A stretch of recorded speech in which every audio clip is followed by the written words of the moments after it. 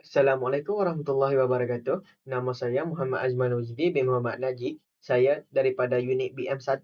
Hari ini saya akan membentangkan tugasan kedua iaitu penghasilan produk bagi kursus BMMP 1094 Kemahiran Bahasa Melayu, iaitu analisis kesalahan ejaan, kata dan ayat penulisan karangan murid tahun 6.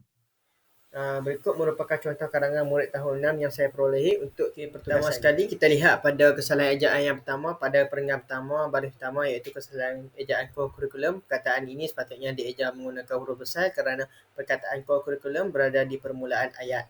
Seterusnya kita lihat pula pada perenggan pertama baris yang pertama iaitu perkataan komponen yang salah dieja menggunakan menjadi komponen. Sepatutnya dieja sebagai komponen huruf E diganti dengan huruf O. Dan yang ketiga, kita lihat pula pada perenggan pertama baris kedua iaitu persatuan-persatuan.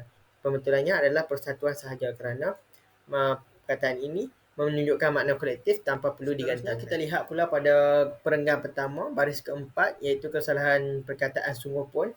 Perkataan ini dieja jarak dan perkataan sebenarnya dieja dekat kerana perkataan ini merupakan perkataan kata hubung keterangan.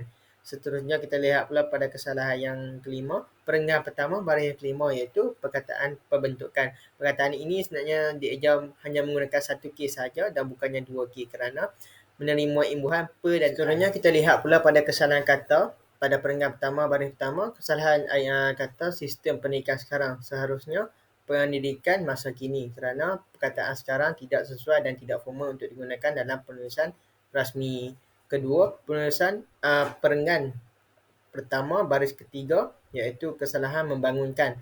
Perkataan membangunkan tidak tepat dan sepatutnya digantikan dengan perkataan mengembangkan kerana perkataan membangunkan membawa maksud membina ataupun membangkitkan, sedangkan konteks yang lebih tepat adalah mengembangkan bakat. Seterusnya kita lihat pula pada perenggan kedua baris yang ketiga iaitu kesalahan mengikut arahan dari jurulatih yang sepatutnya ditulis mengikut arahan daripada jurulatih kerana perkataan dari merujuk pada masa, arah dan tempat. Manakala perkataan daripada pula lebih tepat kerana menunjukkan sumber tindakan ataupun orang yang menjadi punca pada satu perkara. Selain itu, kita lihat pula pada perenggan ketiga baris yang pertama iaitu bagi peluang. Perkataan ini salah kerana istilah ini kurang tepat dalam konteks penulisan secara rasmi dan digantikan kepada memberikan kerana perkataan tersebut lebih tepat untuk menyatakan tindakan ataupun perbuatan pada perenggan ketiga baris pertama dan kedua iaitu kesalahan untuk cuba bermacam jenis aktiviti. Pembetulannya adalah untuk mencuba pelbagai jenis aktiviti. Kesalahan ejaan yang terdapat pada perkataan cuba diubah menjadi cuba dan perkataan bermacam diubah menjadi pelbagai kerana perkataan tersebut boleh digunakan terus tanpa diikuti oleh kata nama dan tanpa perlu pergandaan ataupun penyambung. Seterusnya kita lihat pula pada kesalahan ayat yang terdapat pada perenggan pertama baris keempat iaitu sungguh pun akademik adalah perkara yang utama. Kurikulum juga memainkan peranan yang tidak kurang penting dalam pembentukan karakter murid. Ayat ini salah kerana terdapat kesalahan ejaan dan ayat ini terlalu panjang serta tidak mempunyai penanda wacana sebagai penghubung dua klausa.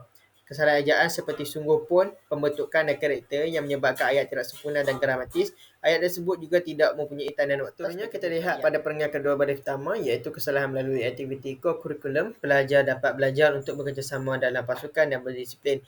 Ayat ini salah kerana ayat ini kurang tepat dari segi keterangan dan tergantung. Hal ini kerana perkataan disiplin perlu diperjelaskan lagi kepada disiplin diri yang menunjukkan ketepatan maksud yang hendak disampaikan. Jadinya pembetulan ayat adalah melalui aktiviti kurikulum. Pelajar dapat belajar bekerjasama dalam pasukan dan meningkatkan disiplin diri. Seterusnya kita lihat pula pada kesalahan ayat yang ketiga iaitu kesalahan dengan masuk kelas seperti kelas sains. Pelajar dapat menerima ilmu pengetahuan dan menyetus minat di bidang sains. Ayat ini salah kerana istilah masuk digunakan sememangnya salah kerana kurang tepat dan sebaliknya istilah menyertai digunakan kerana lebih sesuai. Selain itu, perkataan di juga salah kerana di merupakan kata sendi nama dan di biasanya digunakan untuk menunjukkan lokasi, tempat ataupun keadaan dan bidang pula merujuk kepada konsep ataupun kategori. Seterusnya kita lihat pula pada kesalahan yang keempat iaitu terletak di perenggan keempat baris pertama dan kedua iaitu perkataan kesimpulannya, kurikulum merupakan aspek yang penting dalam pendidikan. Kesalahan ejaan penanda wacana kesimpulannya yang seharusnya dieja menggunakan dua huruf N dan perkataan merupakan pula ditukarkan kepada istilah adalah kerana istilah merupakan seolah-olah menghubungkan kurikulum dengan kategori yang lebih luas, sedangkan istilah adalah Trump menyatakan dengan jelas bahawa Coca-Cola mempunyai kepentingan. Dan kesalahan yang terakhir yang kita dapat lihat pada perengan kedua, baris ke-5 dan ke-6, iaitu pelajar juga boleh memperolehi kemahiran sosial kerana berinteraksi dengan rakan sebaya dan guru-guru. Ayat ini kurang gramatis dan juga salah kerana penggunaan kata perkataan memperolehi yang tidak membawa sebarang maksud. Sebaliknya, perkataan memperoleh apabila bergabung dengan kata dasar daripada kata tugas akan membentuk satu kata kerja yang membawa makna yang bermaksud mendapat. Sekali, ini adalah rujukan yang saya gunakan sepanjang tempoh saya laksanakan tugasan saya. Sekian saja daripada saya. Sekian, terima kasih.